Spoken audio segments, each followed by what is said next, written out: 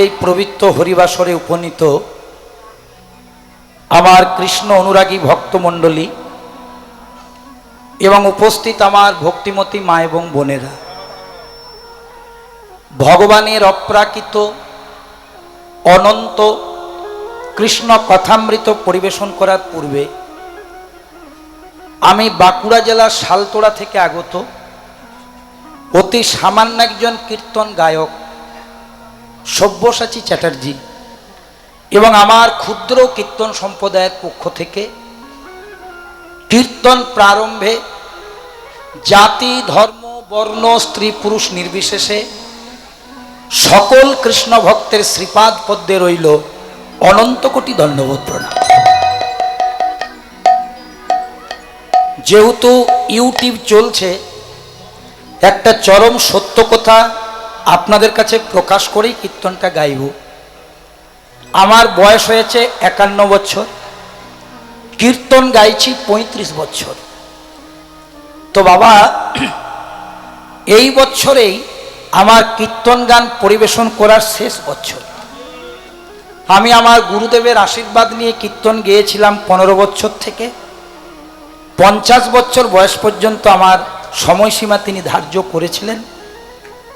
আবার আমাকে গুরুর আশ্রমে ফিরে যেতে হয়েছে, কিন্তু আমার পরম সৌভাগ্য যে জীবনের কীর্তন জীবনের শেষ লগ্নে আপনাদের এই পিচাখালি হরিবাসর আপনাদের মতন ভক্তের চরণধুলি পাওয়ার সৌভাগ্য আমার হয়ে গেল। কথাটা কেন বললাম, অনেকে আমাকে কীর্তনের জন্য আগামী বছর কন্ট্যাক্ট করার জন্য এসেছেন। আমি সকলকে না না করলাম, তো হয়তো তারা এসেছেন 2-4 জন, তারা ভাববেন যে কেন না না করলো। সেই জন্য আমি কমিটির কাছেই কথাটা বললাম। বর্তমানে আমার ছেলে, আমার পুত্র, যার কীর্তন আপনারাও প্রতিনিয়ত ইউটিউব খুললেই পাবেন, অনুরাগ চ্যাটার্জি, সে এই কীর্তনগুলো পরিবেশন করছে। তাই আপনাদের কাছে তার জন্য আশীর্বাদ, এবং আপনাদের আশীর্বাদ নিয়েই আমার কীর্তন জীবন যে শেষ করব, মানে আনুষ্ঠানিক কীর্তন, কীর্তন তো শেষ হবে না বাবা, ভগবানের নাম ছাড়া তো থাকতে পারবো না। কিন্তু বাইরে বাইরে বাইরে বাইরে যে কীর্তন গানগুলো পরিবেশন করার, সেটা আপনাদের আশীর্বাদটা চরণধুলি মাথায় নিয়ে আজ আমরা এই হরিবাসরে ভগবানের গুণকীর্তন আস্বাদন করব।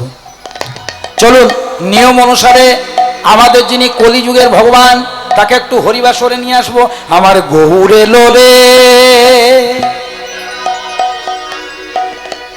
আমার নিতাই এলো রে,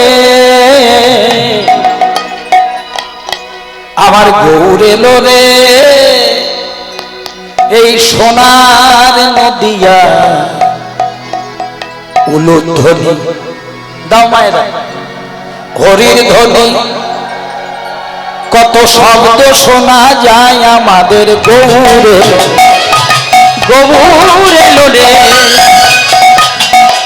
আমাদের গৌর এলো রে, সোনার নদিয়া উলুধ্বনি হরির ধ্বনি শব্দ শোনা যায় আমাদের গৌর এলো রে, গৌর এলো রে, সোনার নদিয়া উলুধ্বনি হরির ধ্বনি শব্দ শোনা যায় আমাদের গৌর এলো রে, গৌর এলো রে, সোনার নদিয়া উলুধ্বনি হরির ধ্বনি শব্দ শোনা যায় আমাদের গৌর এলো রে, গৌর এলো রে, সোনার নদিয়া উলুধ্বনি হরির ধ্বনি শব্দ শোনা যায় আমাদের গৌর এলো রে, গৌর এলো রে, সঙ্গে নিতাই এলো রে, ওই তো গৌর এলো রে, সঙ্গে নিতাই এলো রে, গৌর এলো রে, সঙ্গে নিতাই এলো রে, গৌর এলো রে, সঙ্গে নিতাই এলো রে, গৌর এলো রে,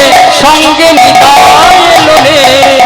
একটু আমার সাথে সবাই কণ্ঠ মিলিয়ে বলবেন মা, তাহলে কীর্তন শোনা 16 কলাই পূর্ণ হবে। গৌর এলো রে, সোনার নদিয়া উলুধ্বনি হরির ধ্বনি শব্দ শোনা যায় আমাদের গৌর এলো রে, হরি হরি বল, গৌর এলো রে, সোনার নদিয়া উলুধ্বনি হরির ধ্বনি শব্দ শোনা যায় আমাদের গৌরে নদী সোনার নদী জয় বলু ধ্বনি পরিধ্বনি শব্দ শোনা যায় আমাদের গৌরে নদী। কে কে তোরা নাম নিবি রে ছুটে ছুটে কে কে তোরা নাম নিবি রে ছুটে ছুটে হরি নামে কৃষ্ণ নামে জগৎ মাতায় এমন হরি নামে কৃষ্ণ নামে জগৎ মাতায় গৌরে লোরে সোনার নদী যায় হরি ধ্বনি সম্বোধন শব্দ শোনা যায় আমাদের গৌরে লোরে গৌরে লোরে সোনার নদিয়ায় উলুধ্বনি শঙ্খধ্বনি শব্দ শোনা যায় আমাদের গৌরে লোরে আমাদের গৌরে নদী সোনার নদিয়ায় উলুধ্বনি শঙ্খধ্বনি শব্দ শোনা যায় আমাদের গৌরে লোরে। শান্তিপুর ডুবু ডুবু নদী ভেসে যায় ওই শান্তিপুর ডুবু ডুবু নদী ভেসে যায় শান্তিপুর ডুবু ডুবু নদী ভেসে যায় শান্তিপুর ডুবু ডুবু নদী ভেসে যায় গৌরে লোরে সোনার নদী যায় উলুধ্বনি হরির ধ্বনি শব্দ শোনা যায় আমাদের গৌরে লোরে উলুধ্বনি গৌরে লোরে সোনার নদী উলুধ্বনি হরির ধ্বনি শব্দ শোনা যায় আমাদের গৌরে লোরে আমাদের গৌরে নদী সোনার নদী জয় উলুধ্বনি হরিধ্বনি শব্দ শোনা যায় আমাদের গৌরে লোরে। গৌরে লোরে সোনার নদী উলুধ্বনি হরির ধ্বনি শব্দ শোনা যায় আমাদের গৌরে লোরে। বলো বলো শ্রীকৃষ্ণ চৈতন্য মহাপ্রভু কি জোরে বলবে মা জগৎগুরু নিত্যানন্দ প্রভু কি।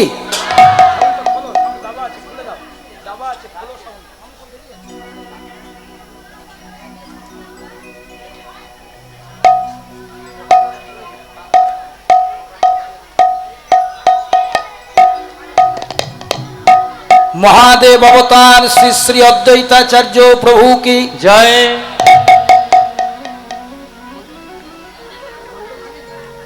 परम वैष्णव श्रीवास प्रभु की जय। राधा स्वरूपिणी गदाधर प्रभु की जय। आपन आपन पिता माता की जय। निज निज गुरु गोसाई की जय। इच्छा काली नाम वृंदावन धाम की जय। उपस्थित भक्त मंडली की जय। प्रेम से बोलिए राधे राधे राधे। नियम अनुसारे যে কোনো কীর্তন গান গাইতে গেলে প্রথমে একটা ছোট্ট তাল গাইতে হয়। আমি 5 মিনিট সময় নেব, কারণ যদি তাল গানটা না গাওয়া যায় তাহলে কীর্তনকে অসম্মান করা হয়। কীর্তনের কিছু কিছু নিয়ম আছে, যেমন যদি আপনি পদাবলিতে বাদ দিয়ে দেন কীর্তন হয়তো শুনতে ভালো লাগবে, কিন্তু কীর্তনের মূল জিনিসটাকে অবজ্ঞা করা হয়। তবে ছোট্ট করে গাইবো, আমাকে অনেকে বলেছেন তালগুলো ছোট করে গাইতে, একটু ছোট্ট করে গিয়ে আমরা মূল ভাববস্তুর মধ্যে প্রবেশ করব। চলুন আমরা আস্বাদন করি।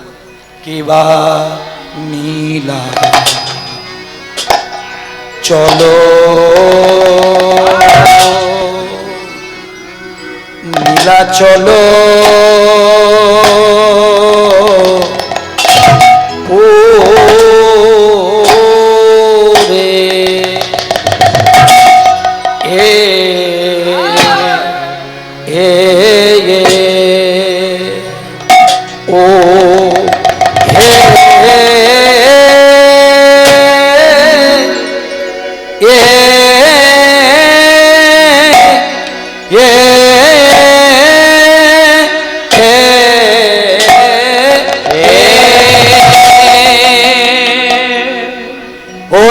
চলো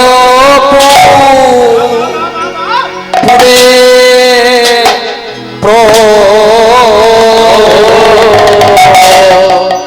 প্রভু আমার মহা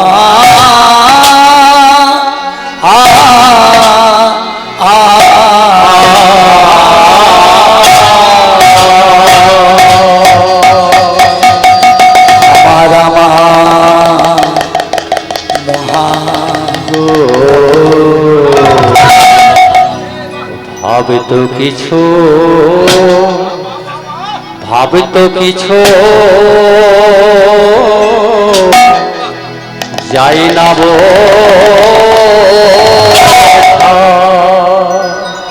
ও কি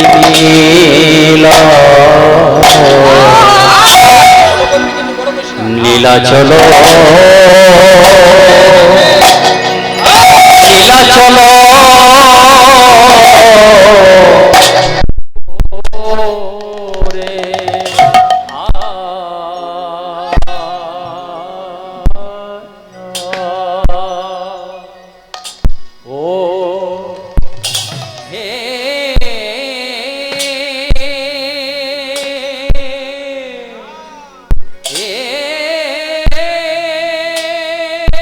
তাই গৌর হরি হরি বল, হরি হরি বল।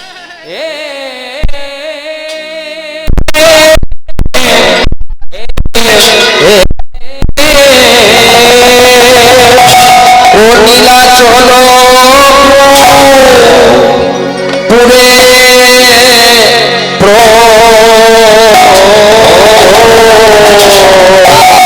আমার যায় যা ভাবে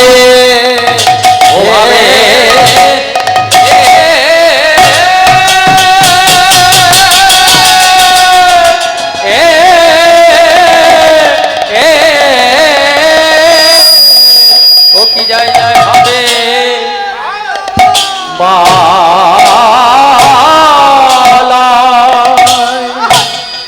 যা আয় রে আহা মোরে আরে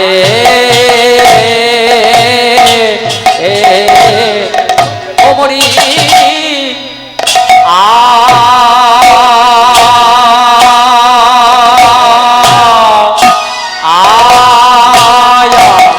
ও মরি মরি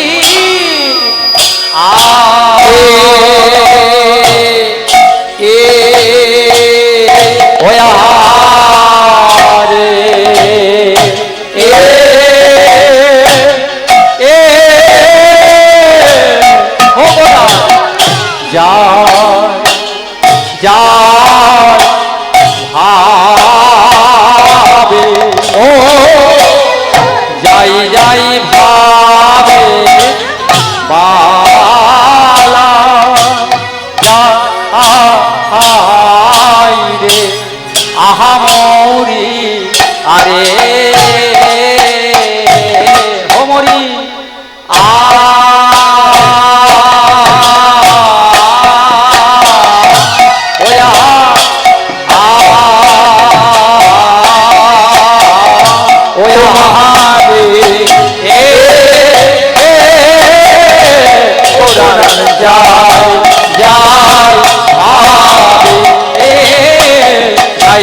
ভাবে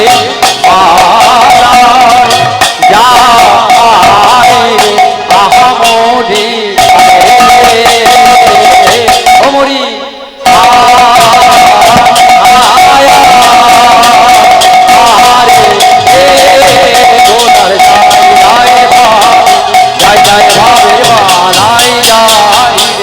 আহামরি আরে অমরি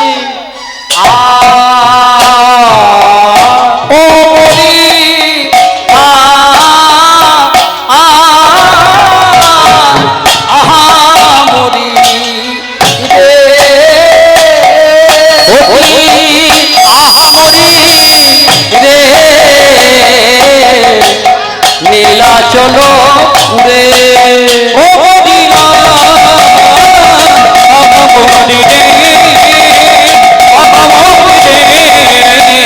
নীলা চলো পুরে মরিয়া আহা মরি রে আহা মরি রে নীলা চলো পুরে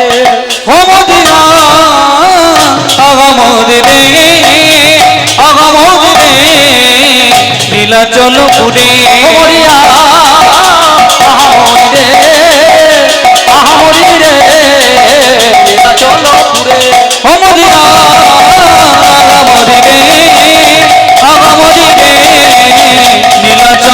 শুনে মরিয়া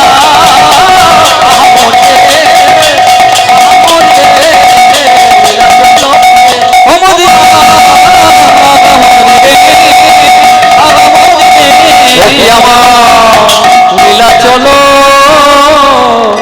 রে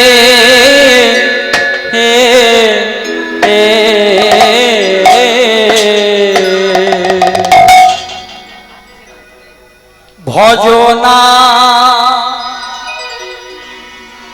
জপনা লহনা কৃষ্ণ না ভজনা জপনা লহনা কৃষ্ণ না ভজনা জপনা লহনা কৃষ্ণ না ভজন যৌনা লোভনা কৃষ্ণ সবাই বদনে ভরে একবার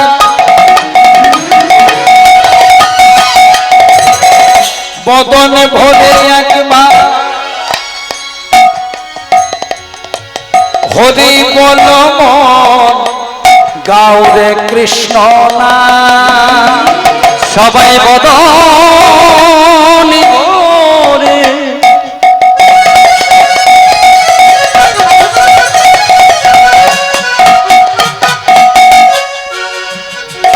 সবাই বদনে ভরে একবার হরি বল গাউরে কৃষ্ণ না ওই না প্রেমানন্দে দুটি বাহু তুলে বল কৃষ্ণ না প্রেমানন্দে দুটি বাহু তুলে গাউরে কৃষ্ণ না সবাই একটু আমার সাথে কণ্ঠ মিলিয়ে বলবেন ভজনা জপনা লহনা কৃষ্ণ না ভজনা জপনা লহনা কৃষ্ণ না ভজনা জপনা লহনা কৃষ্ণ না ভজনা জপনা লহনা কৃষ্ণ আমরা এসেছি একা আবার যাব একা যাবে হরি না আমরা এসেছি একা আমরা এসেছি একা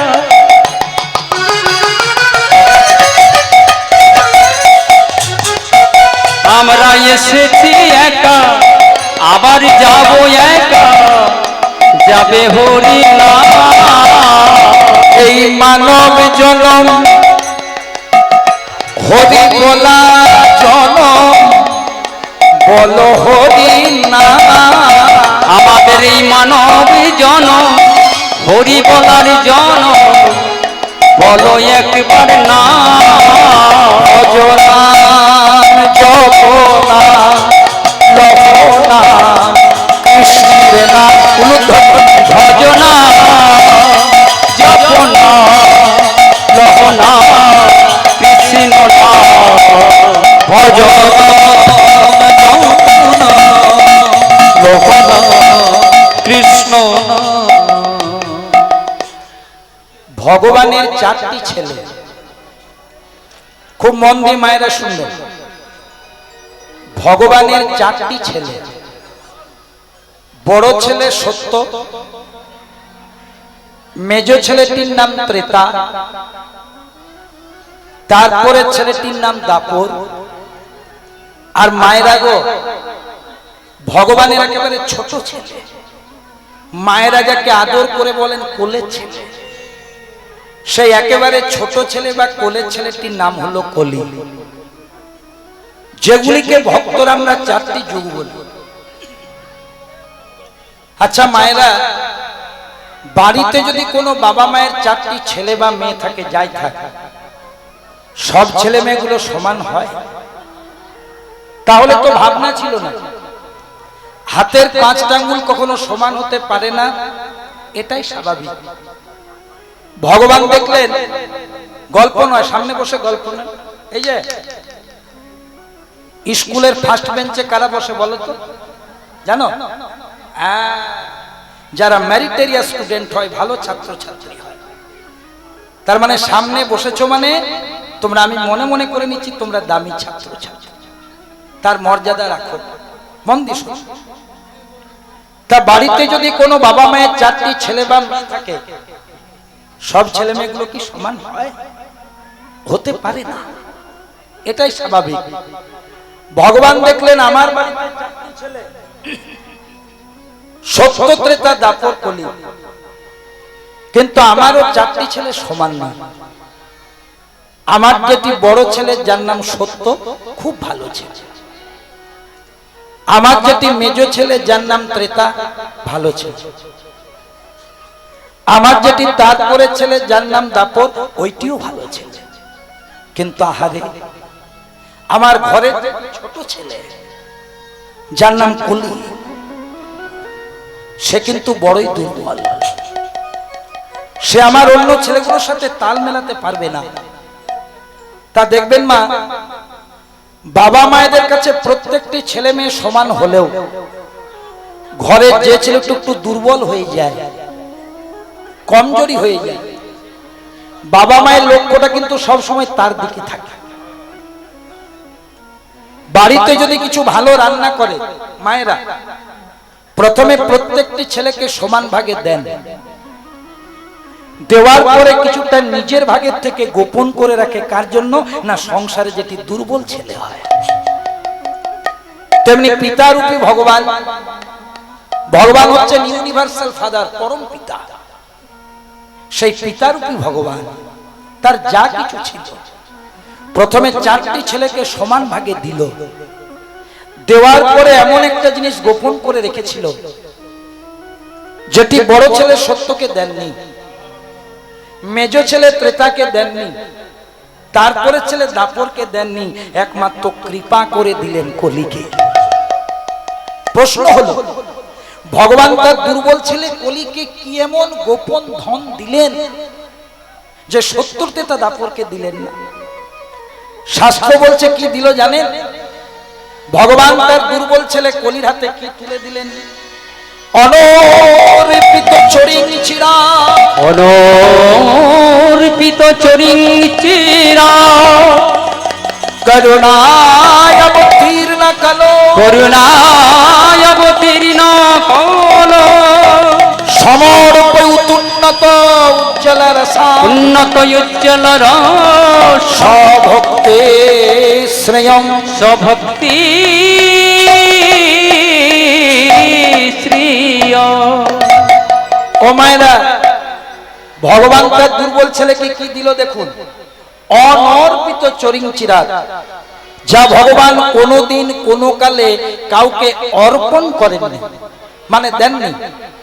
সেই গোলকের লুট করা সম্পদ, প্রেম সম্পদ, হরিনামকে দুর্বল ছেলে কলির হাতে দিয়ে বলছে, বাবা কলি, তুই সত্যের মতন ধ্যান করতে পারবি না, তুই ত্রেতার মতন যাগযজ্ঞ করতে পারবি না, তুই দ্বাপরের মতন সেবা পুজো দিতে পারবি না, কিন্তু এই মহতি প্রেম সম্পদ হরিনাম আমি তোর হাতে তুলে দিলাম। এই নাম যদি তুই বদনে নিতে পারিস, তুই উদ্ধার পেয়ে যাবি। যেই না বলেছে নাম নিয়ে উদ্ধার পেয়ে যাবি, সঙ্গে সঙ্গে দুর্বল ছেলে কলি বলছে, বাবা নাম করলে যদি উদ্ধার পাবো, নাম কখন করব? সকাল বেলায় করব, না বিকেল বেলায় করব, না একাদশীর দিনে করব, না বৈশাখ মাসে করব, কখন করব? কলিযুগের ভগবান গৌরহরি বলছে, দূর খেপা, নামের আবার সময় হয়, নামের আবার তিথি হয়, নামের আবার একাদশী দ্বাদশী হয়, নামের আবার মলমাস হয়, নাম কখন গাইবি জানিস? কথা বলিতে পথ চলিতে গাহ ললিতে কৃষ্ণ নাম, কথা বলিতে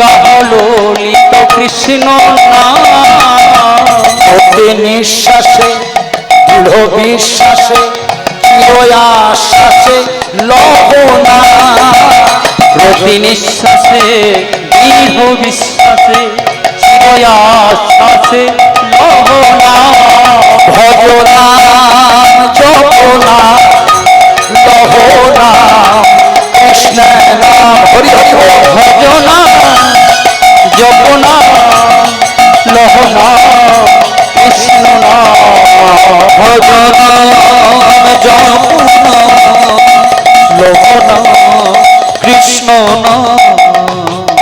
তাই নাম যদি ব্রহ্ম হয়, নাম যদি কলিজীবের মুক্তির পথ হয়, সবাই মিলে একটু দুটি হাত তুলে ভগবানের নাম গাই। লজ্জা ঘৃণা ভয় তিন থাকিতে গোবিন্দের কৃপা নয়, সবাই মিলে একান্ত যদি হাতের অসুবিধে না থাকে আমার সাথে কণ্ঠ মিলে একটু গেয়ে নেবেন, তাহলে কলির যুগ ধর্ম প্রচার করা হয়ে যাবে। কারণ কলিযুগের ধর্ম হয় হরিনাম সংকীর্তন, চার যুগে চার ধর্ম জীবেরই কারণ। সবাই মিলে দুটি হাত তুলে মনের আনন্দে গাইব, হরে কৃষ্ণ হরে কৃষ্ণ কৃষ্ণ কৃষ্ণ হরে হরে হরে রাম হরে রাম রাম রাম হরে হরে। সবাই হরে কৃষ্ণ কৃষ্ণ কৃষ্ণ হরে হরে হরে রাম রাম রাম হরে হরে। হরে কৃষ্ণ হরে কৃষ্ণ কৃষ্ণ কৃষ্ণ হরে হরে হরে রাম রাম রাম হরে হরে। সবাই বলুন, হরে কৃষ্ণ কৃষ্ণ কৃষ্ণ হরে হরে হরে রাম রাম রাম হরে হরে। খুব ভালো লাগছে, এটাই হরিবাসরের একটা রীতি। তবে যারা যারা এখনো দুটি হাত তুলতে পারলেন না, মনে কষ্ট পাবেন না। একান্ত যদি অসুবিধে না থাকে, যখনই হরিবাসরে আসবেন এই দুটো জিনিসের মূল্য দেবেন না। যখনই কোনো বাইরের থেকে হরিবাসরে এসে বসবেন, প্রথমে হরিবাসরটাকে একটু প্রণাম করবেন। এটা নিয়ম, এটা হচ্ছে শুদ্ধাচার। কারণ যেখানে হয় ভগবানের নাম সংকীর্তন, সেই স্থানটি হয়ে যায় সেই সময়ের জন্য নব বৃন্দাবন। তাহলে বৃন্দাবনে এসে যখন বসবেন, তার একটা তো আচরণ আছে, আচরণ আছে। তো যখনই আসবেন একটু কৃপা করে হরিবাসরটাকে প্রণাম করবেন। আর যখনই রাধা নাম গাইবেন, কৃষ্ণ নাম গাইবেন, তারক ব্রহ্ম নাম গাইবেন, একান্ত হাতের কষ্ট যদি না থাকে দুটি হাত তুলে গাইবেন, তাহলে কৃপাটা সম্পন্ন হবে। কেন না, ভগবান গীতায় শ্রীমুখে বললেন, সর্বধর্মান পরিত্যজ্য মামেকং শরণম ব্রজ। এইটার বাংলা মানে হলো, ভগবান বলছেন যে যখন আমার কোনো ভক্ত সমস্ত কিছু ভুলে বা দূরে ফেলে হা গোবিন্দ বলে আমার নামে দুটি হাত তোলে, আমি তাকে কৃপা করতে বাধ্য হই। আরেক শাস্ত্র কি বলছে? বলছে যে করে হরির চিন্তা, আলটিমেটলি হরিও করেন তার চিন্তা। যে হরি চিন্তা করে, হরি তার চিন্তা। ওমা, আর এই দুহাত তোলার অর্থটা কি জানো?